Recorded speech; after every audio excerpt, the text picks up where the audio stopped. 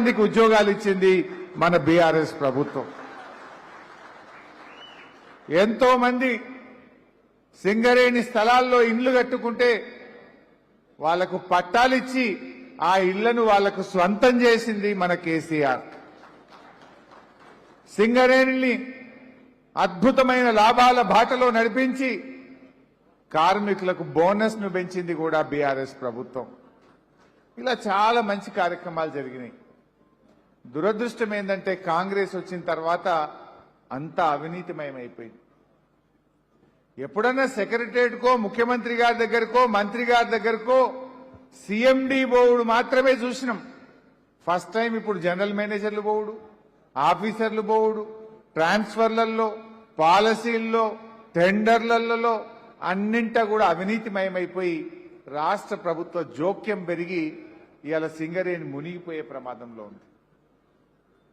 ఇవాళ అందుకే మన బీఆర్ఎస్ పార్టీగా, తెలంగాణ సాధించిన పార్టీగా, ఈ రాష్ట్రాన్ని సాధించిన పార్టీగా ఇవాళ సింగరేణిని కాపాడుకోవాలి. సింగరేణి పరిరక్షణ కోసమే ఈ ప్రయత్నం. ఇలా కొంతమంది సన్నాయి నొక్కులు నొక్కుతున్నారు, కొంతమంది జీఎంలు పాపం వాళ్ళది తప్పని నేను అనుకోను. పైన మేనేజ్మెంట్ ఒత్తిడితో వచ్చి వీడియోలు రిలీజ్ చేస్తున్నారు, కానీ రేపు వాళ్ళే ఇరుక్కుంటారు. ఇలా బొగ్గు ఉన్నది అని చెప్తున్నారు, ఉంటే ఎందుకు చూపిస్తలేరు? ఉంటే మా కార్మిక సంఘాన్నో ప్రజాప్రతినిధులనో చూడ్డానికి ఎందుకు బోనియడం లేదు? రేపు అది కన్ఫెషన్ స్టేట్మెంట్ అవుతుంది. రేపు బీఆర్ఎస్ ప్రభుత్వం వచ్చిన తర్వాత దీని మీద తరో విచారణ జరిపి తీరుతాం, తప్పు చేసిన వారిని శిక్షించి తీరుతాం. చాలా మంది అధికారులు నాకు ఫోన్లు చేస్తున్నారు, సార్ మీరు ఎప్పుడైతే కొద్దిగా విషయాలన్నీ బయటకు తెచ్చిండ్రో కొద్దిగా మా వాళ్ళు భయంలో పడ్డారు.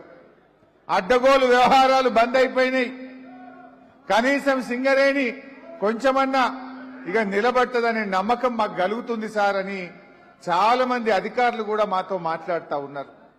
లేకపోతే 2.5 సంవత్సరాలుగా అడ్డు అదుపు లేకుండా ఇక అసలు ఒకప్పుడు సిరుల గని సింగరేణి అనేవాళ్ళు ఇవాళ స్కామ్ల గని సింగరేణిగా మార్చేసింది.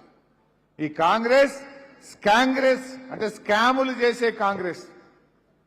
ఇవాళ నేను ఇదేమి రాజకీయాల కోసమో నోటి మాటగా చెప్పట్లేదు. నేను మాట్లాడే ప్రతి మాటకు సాక్ష్యం ఉంది, డాక్యుమెంట్ ఉన్నది, ఆధారాల బేస్గానే నేను మాట్లాడుతూ ఉన్నా.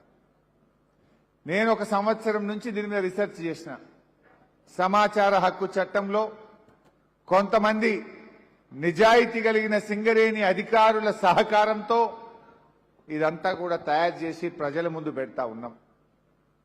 అంటే ఒక ప్రశ్నించే గొంతుకగా సింగరేణిని కాపాడాలి. ఎందుకంటే సింగరేణి అంటే ప్రత్యక్షంగా పరోక్షంగా 1,00,000 కుటుంబాలు సింగరేణి మీద బతుకుతా ఉంటాయి. కొన్ని పట్టణాలే సింగరేణి మీద వెలిసినాయి. ఒక బెల్లంపల్లి అయితేమి, భూపాలపల్లి అయితేనేమి, మన పాల్వంచ, మన కొత్తగూడెం, ఇవన్నీ కూడా సింగరేణి మీదనే ఇన్ని పట్టణాలు డెవలప్ అయినాయి. ఈ సింగరేణిని మనం కాపాడుకోవాలి. ఇలా కార్మిక సోదరులను కూడా నేను కోరేది ఒక్కటే, ఐఎన్టీయూసీలు ఉన్నారా, ఏఐటీయూసీలో ఉన్నారా, టీజీబీకేఎస్లో ఉన్నారా, ఇంకో సంఘంలో ఉన్నారా? సంఘాలు ఎప్పుడు ఉంటాయి? అసలు సింగరేణి ఉంటే కదా సంఘం ఉండేది. సింగరేణినే ఆగం చేసే ప్రయత్నం జరుగుతూ ఉంది.